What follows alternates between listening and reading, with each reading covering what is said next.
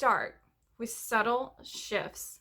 Those subtle shifts create momentum. As you change your beliefs, you change your magnetism. As you change your magnetism, now you're starting to communicate differently. As you embody with your free will what you want, your intention begins to activate a vibration. You're pulling that from the quantum. Eventually, you're becoming an energetic match.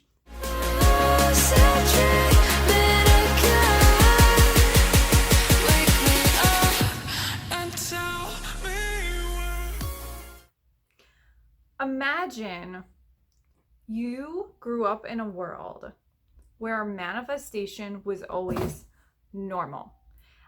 Everything that you desire to see inside of you is real and available now.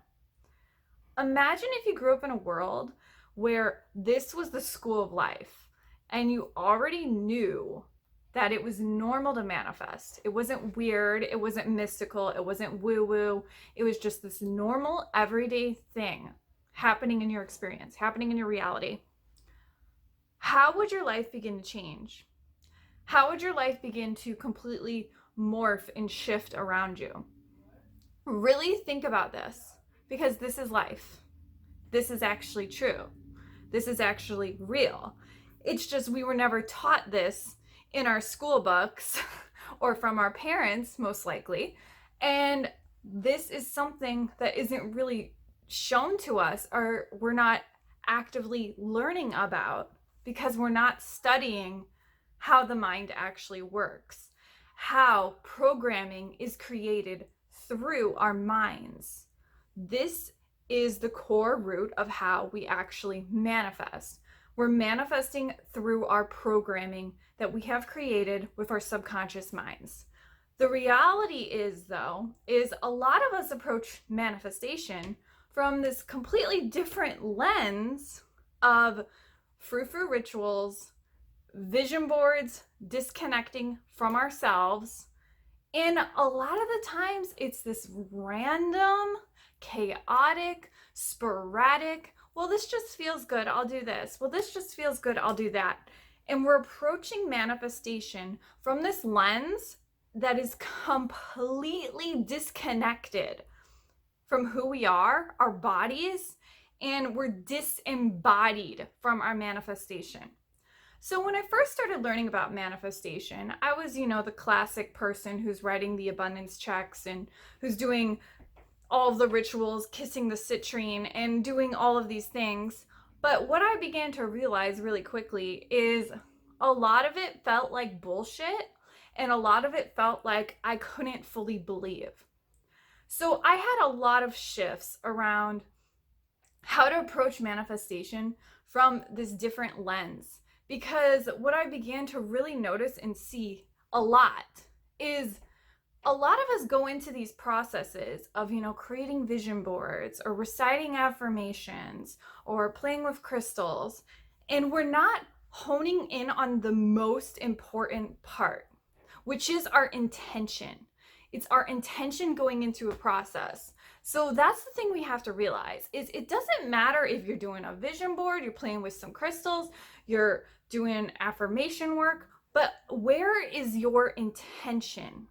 And what is the energy behind that intention? Is it in a good place that is empowering you forward? Great, keep doing that. Or is it in a disempowered separation place where you feel disempowered and pushing away from what you want? A lot of the times we approach things from this energy of disconnection. And that is one of the hugest things that we have to understand with manifestation. So if you were to just go back to that analogy for a minute, we grew up in a world where manifestation was always real. It was a part of our normal everyday experience to know that we can manifest things, we can claim things, we can change our reality, we can do those things. It's not instantaneous, but we know that we hold the power. We know that we can change our beliefs. We know that we can shift forward. We know that we can change our energy. This is all real. But a lot of us don't realize that manifestation is our birthright Manifestation is something we've been doing since birth, and we don't realize we're doing it because so many of us are doing it unconsciously, and we're not consciously aware of our programming and what's running behind the scenes, what's playing on the tape recorder. And so the real core root of understanding manifestation is looking into your programming and understanding your beliefs, understanding what is going on behind the scenes, going on in your energetics. So to go back to what I was saying, it's all about your intention. So it doesn't matter what you're doing. You could be doing a sage ritual, but if your intention is in the right place, then that's going to help you. It's the energy is already created. You're already in the flow. You're already in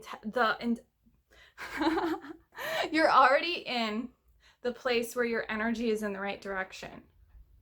But for the most majority of us, we are creating our manifestations from this lens of where we're not honing in our intention.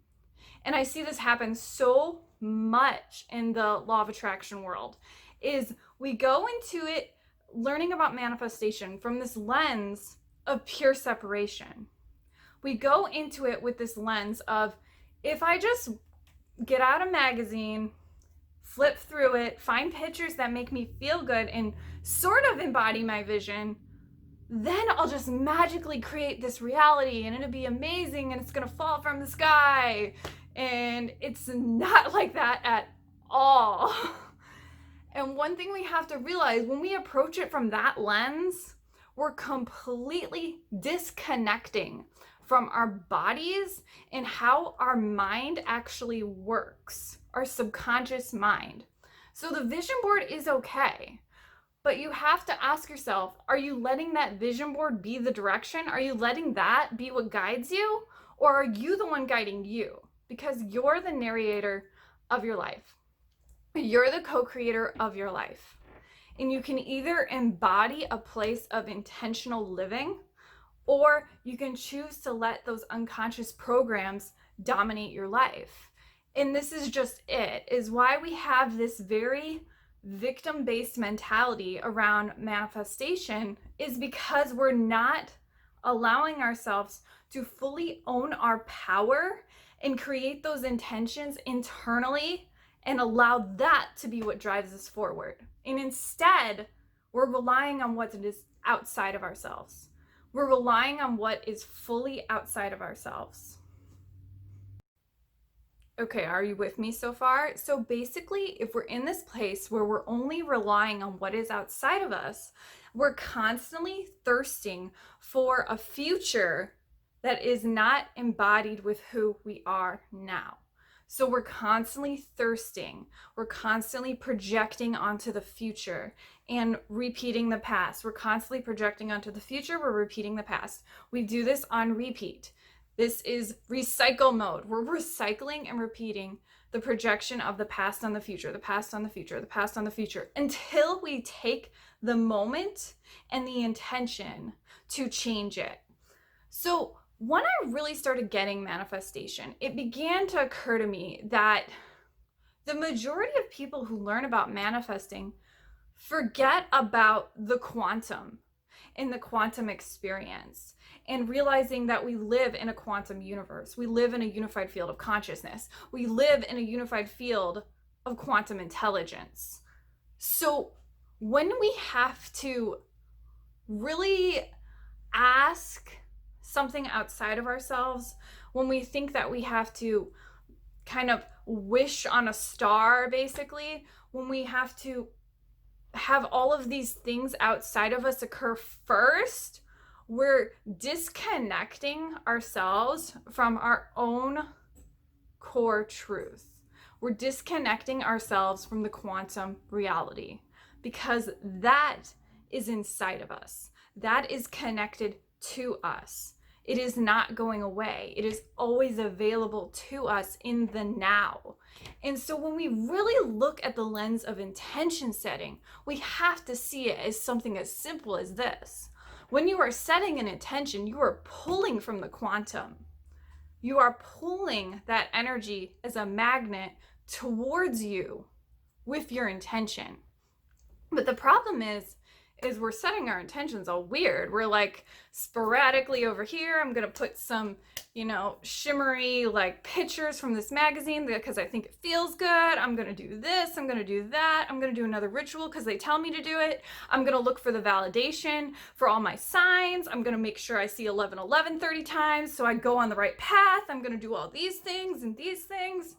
And then we completely neglect what is going on in here. And I think this is the hugest disconnect that I really see, is we're disconnecting from our soul and relying on the external world to determine our manifestation and our results. And when we do that, what we're doing is we're relying on our past. We're relying on the validation. We're relying on confirmation outside of ourselves. We're relying on confirmation bias, basically. We're relying on our RAS, but in a place of separation. Do you get it? So it's like this really fascinating concept of realizing that you're always manifesting. But are you manifesting consciously? Are you manifesting from a place where you're really diving deep and getting intentional with your life, with your soul, what you're truly desiring and wanting? Because here's the thing is, so many of us are taught that desire is wrong. Desire is bad. Desire is too ego. We can't want what we want. That's wrong. That's selfish. That's too bad. We have to push that down. We have to push it down. We have to push it down. We can't have our dream. We got to push it down. We got to push it down. We got to make sure that we're giving to everyone else around us before we can have what we want. We got to do all these things, right? But all of these things are just programs going on. And the reality is your desire is your soul desiring to expand. We're not meant to stay in a stagnant program. We're meant to co-create. We're meant to manifest. We are born manifestors, all of us. The more we learn that we have this ability, it can change your entire life and worldview of how you're approaching your reality. Because you have to really see it as simple as this. You are the narrator. You are the author of your life. You don't need to depend on sacred signs and sacred rituals and waiting for the perfect sign to move forward and waiting for this and all of this crazy stuff that has you have this illusion that you need to ask permission to get what you want. And if you've had a background where you always had to ask for permission, that's where that's coming from. So we have to really peel back the layers of realizing that manifestation is as simple as activating a vibration. So when it comes to setting an intention, you really have to be clear with yourself on what do you want? What do you actually want? Some of us have a hard time saying this. Some of us have like, I really just don't know. But you actually do know. You do know. Deep within you, beyond the noise, beyond the doubt, beyond the judgment, beyond the fear, you know. You know what you want. You're just refusing to admit it to yourself. And once we start to peel back the layers of that and really dive deep into the soul, your soul blueprint, you know what you want. You know what you desire. But it begins with your intention. Because you cannot override, the universe cannot override your free will. God cannot override your free will. Angels, cosmic forces of good cannot override your free will. So this entire concept of waiting for the perfect sign, waiting for the divine trumpets to sound, saying that you can get what you want, all of that is waiting for you. All of that is waiting for you. Because if your subconscious isn't on board, it will not bypass your free will. Plain and simple. So you have to evaluate, do you set intentions? Do you set intentions? I personally set intentions on the daily. And if I don't do it daily, I do it in the on the weekend, on the evening, when I don't have a moment to do it in the morning because of homeschool and life and kids, I do it in the evening. I do it on the weekend. I do it in the shower as speaking. Like, we have the active ability to change our story. We have the active ability to change what we want. Yeah, it won't be as simple as I desire $1 million and it's just going to show up in your car. That's not how it works. But we can start with subtle shifts. Those subtle shifts create momentum. As you change your beliefs, you change your magnetism. As you change your magnetism, now you're starting to communicate differently. As you embody with your free will what you want, your intention begins to activate a vibration. You're pulling that from the quantum. Eventually, you're becoming an energetic match. It builds up and builds up and builds up and builds up and builds up and builds up and builds up and builds up. And then you're a match. And it can be as simple as that. Without vision boards, without crazy shit. And it's the power of you. It's the power of your mind. It's the power of your energy. It's the power of you unleashing from your soul what you truly desire and want for your life. You're expanding your soul. So when we really look at it, are we setting intentions? Are we setting intentions for things to change? Are we allowing ourselves to dream bigger than big? Are we allowing ourselves to start changing the subtle things, to start moving into bigger and bigger shifts? Because that was one of the things I noticed is I kept going for these quantum leaps, but I actually needed to work on the small stuff first. I needed to work on more of like the baseline stuff. And once, I started getting my needs met, then we can expand even more and more and more and more and more. And it's not just about material things. I mean, more happiness, more joy in our life, more positivity, like more peace of mind. All of these things are cultivated within you. But if you're not creating stepping stones with those intentions and the movement and the magnetism and the action, and if you're not doing that on a consistent basis, you go right back to the base programming. Because if you're not setting those intentions, you got nowhere to land. If you think about it as simple as that, if you don't point your arrow at a target, how are you going to know what to point your arrow at? Think about it. Think about it as simple as that. The reason why we stay where we are is we clearly haven't defined where we desire to go. Most of the time because we haven't fully embodied what we want, what we desire to have. We haven't claimed it from the quantum. And the more you realize that, you can shift everything. So my number one soul takeaway for this video, if you stayed with me this long, is to get more intentional about your life.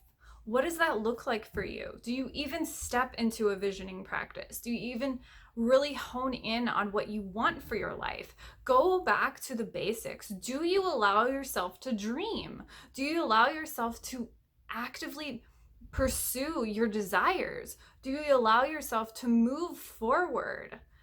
Really get clear on that and simply get more intentional. You can get more intentional with easy, breezy, baby things that are happening in your life. That is the reality, is we think we need these really lofty goals, but in reality, what we need is self-belief. What we need is to learn that we have this ability and this power inside of ourselves. The more we cultivate our own self-belief with manifesting, the stronger our ability to manifest truly gets. And that's just the absolute truth. So I'd love to hear your soul takeaways below. If you have any questions on manifesting or visioning work, drop them below. I'm going to be releasing a visioning workshop, which is going to be epic, towards your aligned vision to accelerate your intentions for the new year. Stay tuned.